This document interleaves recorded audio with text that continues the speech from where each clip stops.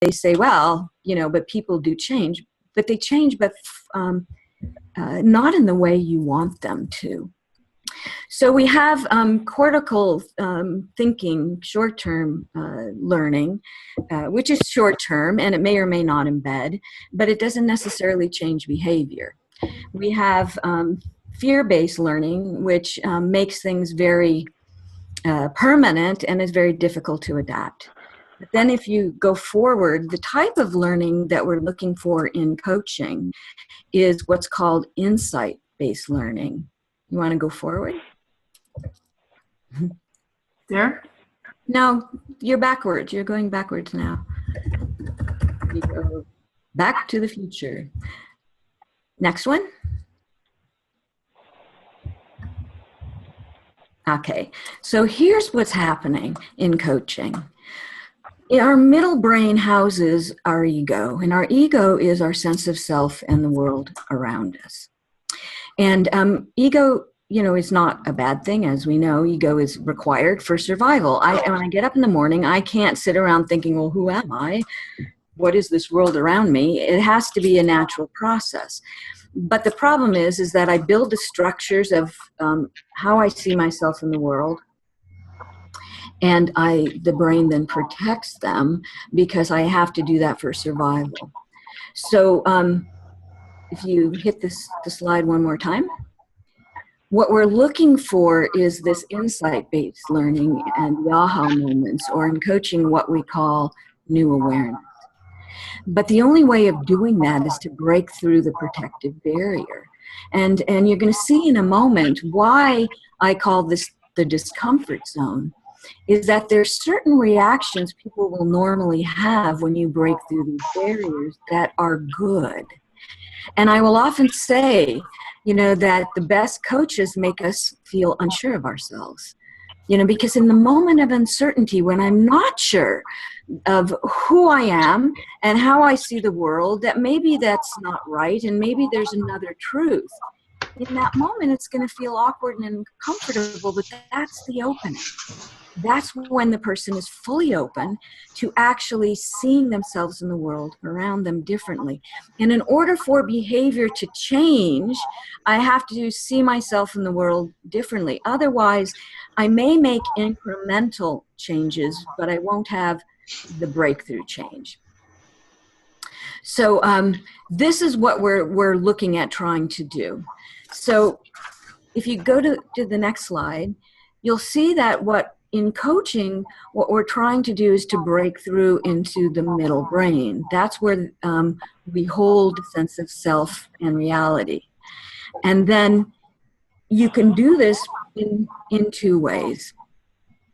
Hallie, I'm sorry.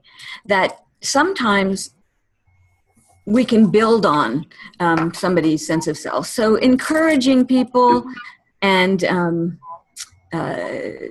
helping them to feel good about what they're doing, possibly that can work. If they can see that a change will help them to be successful, it can work, because then they feel there must be an emotion attached that this is important, this is what I need to do, and I will make the effort to change. So that can work.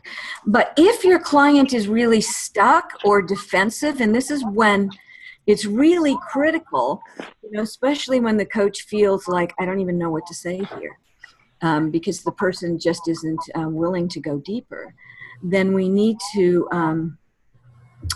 really break through the barrier. And this is when that aha moment, that new awareness actually occurs by breaking through the barrier. And sometimes, coaches, I've seen it happen so many times, they'll ask a question and the person will say, wow, that was a really good question. Well, that doesn't necessarily mean you've broken through the barrier, and then we coaches think like, oh, I've done a really good job. But the person, they may stop and think about it, and it may again build on what they know, but you're not necessarily breaking through.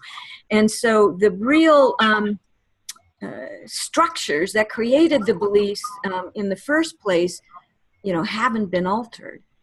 So again, if the person is really if there really needs to be a breakthrough. And I know when you assess people that in their coaching, they'll go to a certain level, but to actually create that breakthrough moment, it's like they just don't go there.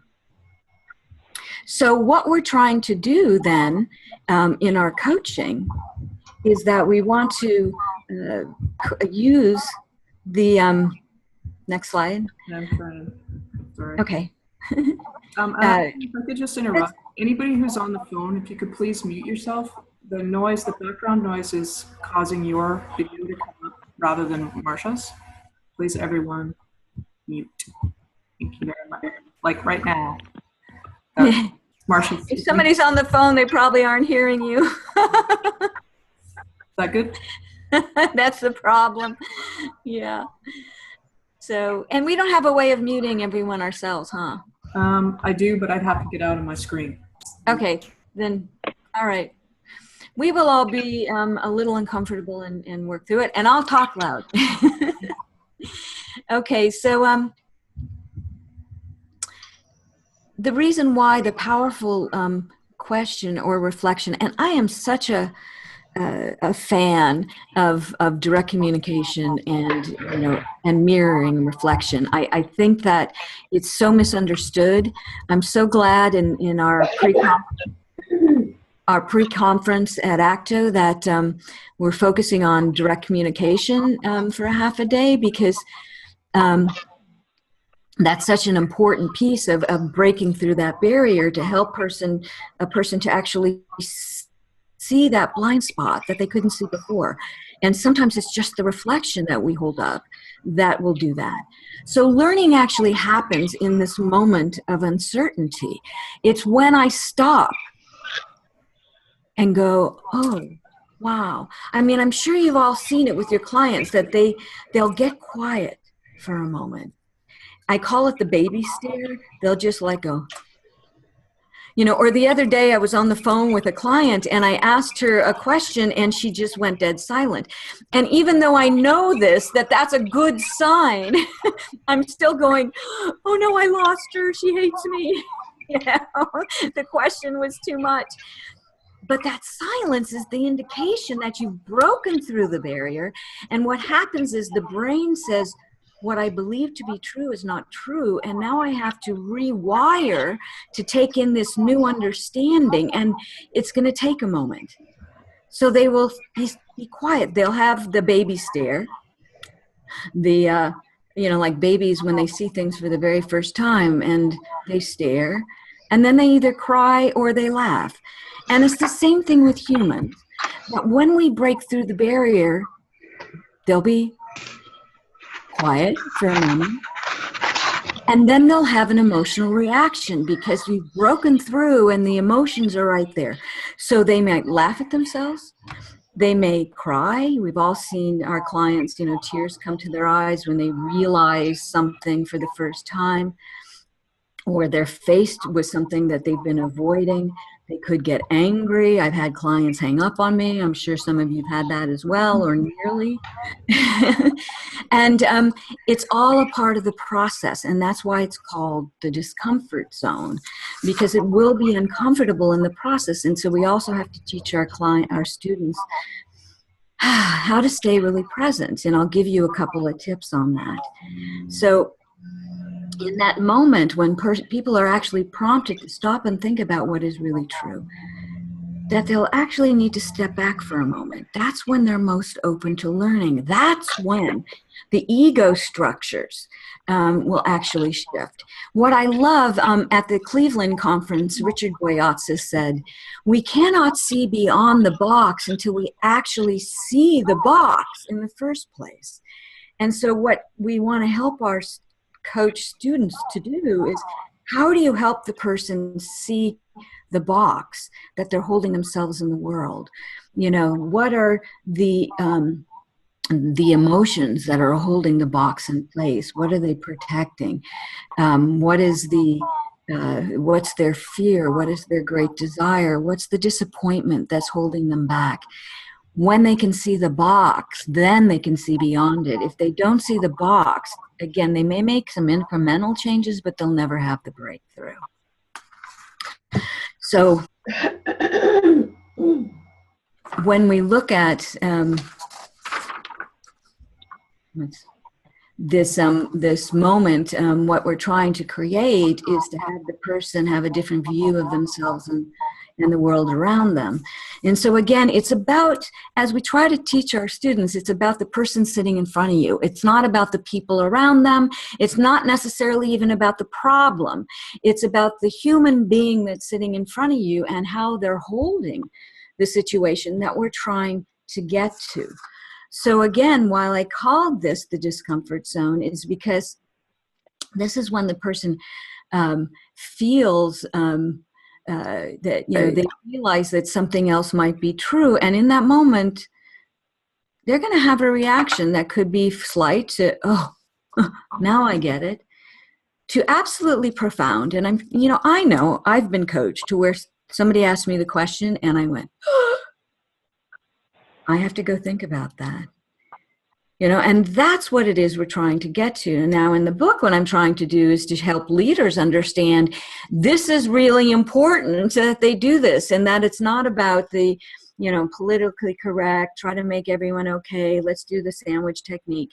And that what we're trying to do is help people to see themselves and the world around them. And that's the only way you're going to get that behavioral change. Okay, so when we look at then this situation, that there's two implications, I think, for coach trainers.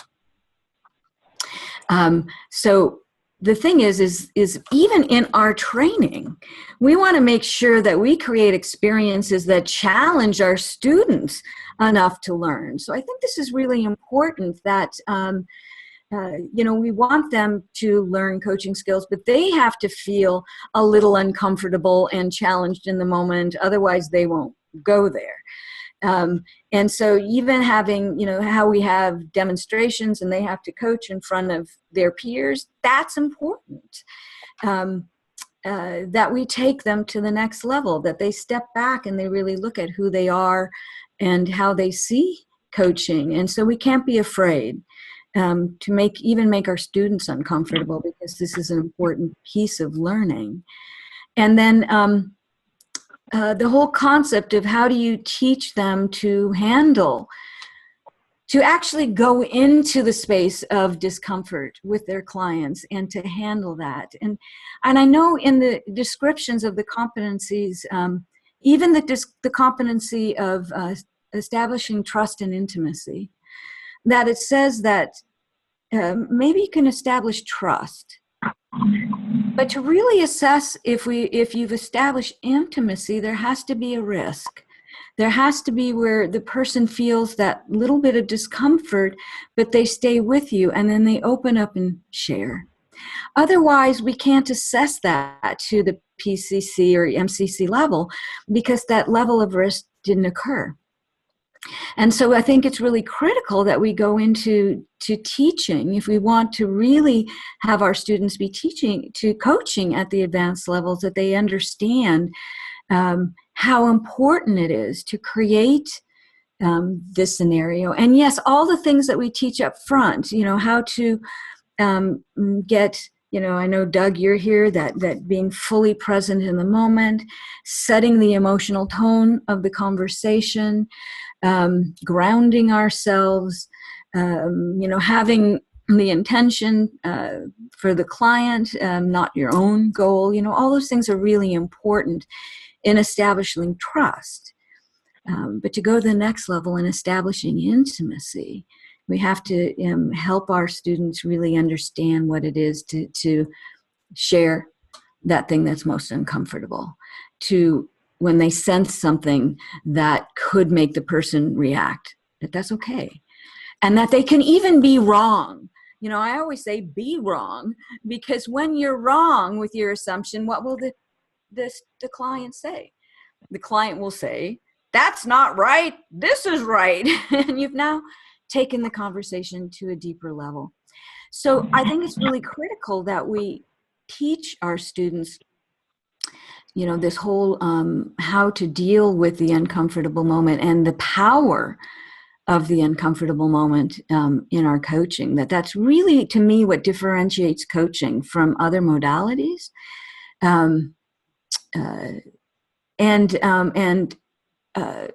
For them to understand that this is what's really going to create the new awareness. Without this, is it really a new awareness? Maybe they'll have a realization, but is there, to me, there's a distinction between just a realization of something that might be different than they didn't see before, and a full new awareness of who I am and how I see the world. So the question then is, how do you listen so you know what to say to create the breakthrough moments?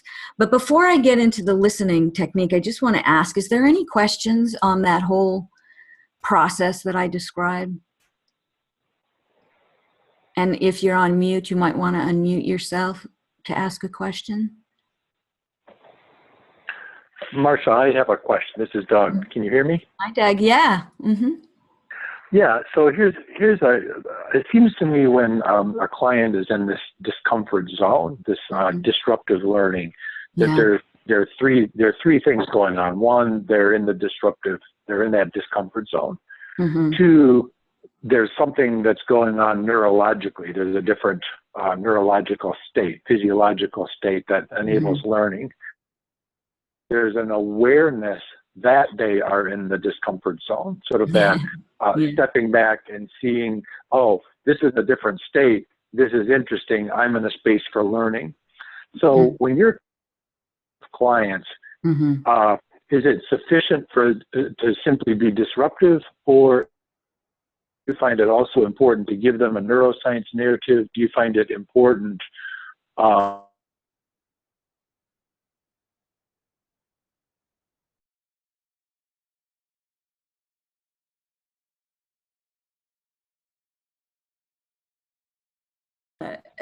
with my executive clients, unless they're coaching their people, I don't go through this. I don't explain the process. I just take them. I just have the courage to ask the question that makes them go, how dare you? Or like this week, I was talking to this woman, I was coaching her, and it was on the phone. And again, I asked a question, feeling guilty for actually taking a raise. And it was, and it was the question that I asked around, so what is it that you don't value yourself enough to accept this raise? And there was this longest pause. And then she says to me, I feel as if they're buying me. And I said, oh, so you feel like you're a prostitute? And she said, and then she laughed and said, yeah. So what would it take for you to, to recognize that you're being compensated for your value, and or even your potential, instead of that you're selling out? And but for her, she said, you know what? It was just that moment of recognition. She says, I've been so stuck in my guilt. I did not have to explain that to her. And I know, most of you have had those moments, but it's that taking them. Or one time I had a CEO of a chemical company who I had been coaching for a while. Now, there has to be trust. I couldn't go into this in I don't know, maybe the first session. But he came to the call just, blah, blah, blah. His administrator's awful. The employees are ungrateful. Everything was rotten. And I said, wah, wah, wah. That's what I'm hearing. I said, so what's going good for you right now? Pause. He says, everything sucks. I said, okay, let's talk about that. And then he revealed to me some things that I didn't know about his personal life, that he had, not felt necessary to before, but were actually affecting his attitude at work. And that blah, blah, blah was what I sensed, and I shared it with him, and it was the most powerful thing in that moment. So I don't share this. Now, if they are coaching their people, I might go through, what it is you're trying to do in this process, and I might explain to them where they need to go. And, because sometimes our leaders just are so frightened, they so avoid uncomfortable situations. And so it's important for me to explain to them why the uncomfortable situation might be exactly what they need to do. And they like the neuroscience, and because I usually have technical leaders. And so that's important. Or this next piece that I want to go through, the listening, where they need to listen from, that I will explain to them. Because this is really important for them in making decisions and in conversing. So I don't necessarily explain the brain, the learning process, but I'll explain the listening process. Does that answer your question? Yeah, that's great. Thank you. Yeah. It's helpful to have a couple of examples. Yeah, good. You know what? Chapters of case studies. And I say this because I have found that using case studies in teaching coaching skills is so critical. I require my students to turn in case studies in our third intensive, because I went through a case study review with a bunch of coaches in Berlin. And I said, what a fabulous way to teach coaching skills is to review cases. And so I included 2 chapters of case studies that maybe you can use, or to develop your own cases to use with your students. Okay. Yeah, that's great. Thank you. Well, my book should be arriving today, I think. So. Well, good. I look forward to the feedback. Okay, so if we look at listening, this was also, I found, really powerful. And this is the exercise that I'm going to talk you through it, but this is the work that I'm going to do at the ACTO conference for the pre-conference day. Is Peter Redding and I are going to talk about fully being present. I'm going to talk about it from, when I say neuro, again, I'm not just talking brain, I'm talking neurosystem. And Peter's going to talk about it from spirit. So it's, the science and the spirit of presence is what we're going to teach in that pre-conference day. So, so many times, we look at the brain, and what I really love is all the research that's out there about our nervous system. And I think one of the most eye-opening things for me was, in a fetus, the neurosystem is one unit. And as the fetus grows, the gut and the heart separate from the brain, but they're still fully connected by the vagus nerve. So we have to think of the whole nervous system as one unit. It's not just this brain that we give too much power to, this censoring, monitoring, crazy brain that makes us stop.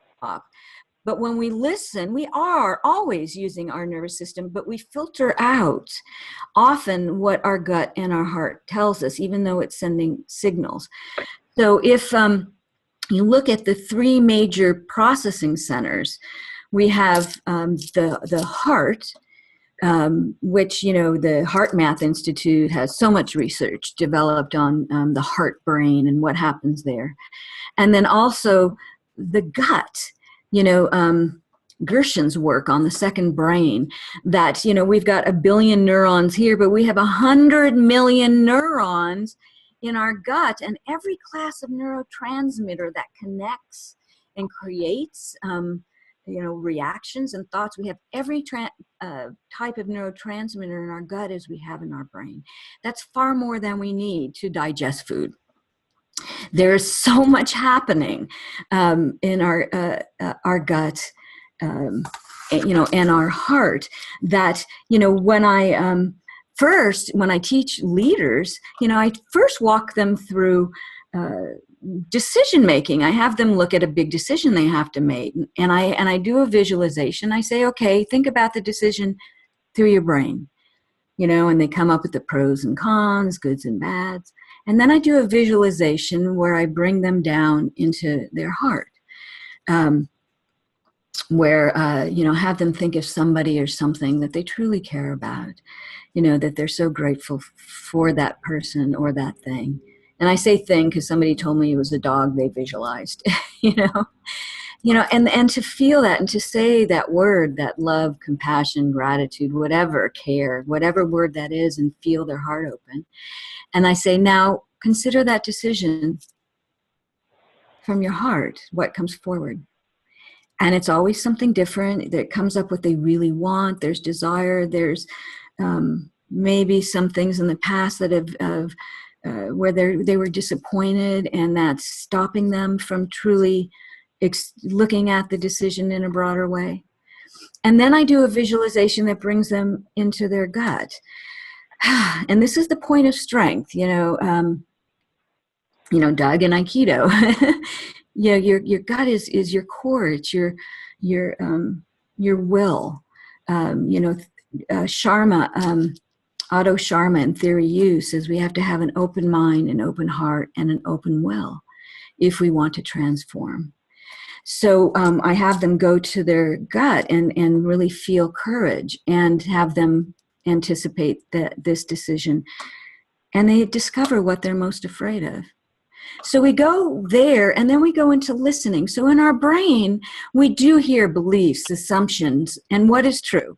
So early coaches, it's good to have them start to question, their belief, the beliefs that they hear the person's holding, and maybe assumptions that maybe is blocking them from seeing other possibilities. Great. But then when we go to the heart, what they hear is they really hear what the person truly wants. They hear what they need. They hear what the person values, and maybe a conflict of values. But they're also going to hear maybe some disappointment or even betrayal. And, in the workplace, betrayal is huge. People feel promises were made and they've been betrayed. And so it's difficult for them to move forward. But from the gut, what we truly hear is not just fear, but the attachments, why people can't make the transition, what it is that's so difficult for them to let go. The new leader moving into, or the person moving into a new leadership position, and they just can't let go of being the high achiever. Or the CEO moving out to being a consultant can't let go of being the leader who knows. We fully hear it from there. And so when I work coaches, then I have them segment each of these pieces, and so I say to listen, you can go through and show all three. Again, I use the decision making, but then I have them listen to each other. First, just from your brain, and then ask one question. And actually, I have them write it down, and then I do the visualization. And I have them listen from their heart for a minute, and then I have them write down the question, and then they get to ask the question and listen for another minute from their gut. And then after a minute, I have them ask that question. And I want to tell you, I've taught this. I taught it at Sweden. I've taught it in China. I've taught it in Denmark. I've taught it in the U.S. And it's amazing to have them. Yes, we need to have them align when they coach, but they first have to know how it feels at each level. And when they do that, it's amazing what comes forth, how the questions change and how they go deeper. So again, I know we all teach that it's important to listen at deeper levels, but what I've discovered is just a really great technique of helping coaches to actually go to those levels and have the courage to share what comes forth. And it's interesting because most of us actually listen from one and another part. So like, I'm a risk taker. I listen from my head and my gut, but I have a hard time opening and sharing from my heart. So when I'm really stuck with a client, I always say, Marcia, go to your heart and share what comes forth. And it's amazing because that's my point of vulnerability, and that's where I have to work. But a lot of coaches are helpers, and I find when I teach this, they'll say, yeah, I can do my heart, my head and my heart, but I have a hard time sharing what comes up from my gut. And I'm like, okay, that's what you need to work on. So segmenting each of these major centers and having them work together to see what comes up and to be comfortable with the question, that is always a challenge. It's amazing, even in this exercise where it takes the client, when they practice, coaching, it's always to a deeper level, even in the few minutes that we work together. So the important thing is, okay, so this is yes, we have to help our clients to align, once we segment it, the point is, how do we align all three, so to be present, but to be present with, not just to be present within, but to be present with. Tell your most important questions you have. I'm not sure the question, but I'll get it in a second. But also, we have to set ourselves emotionally. And I think when we're open at all three centers is when we're open to receive. There was a question. You can go ahead and ask it. Anita, I think you have a question.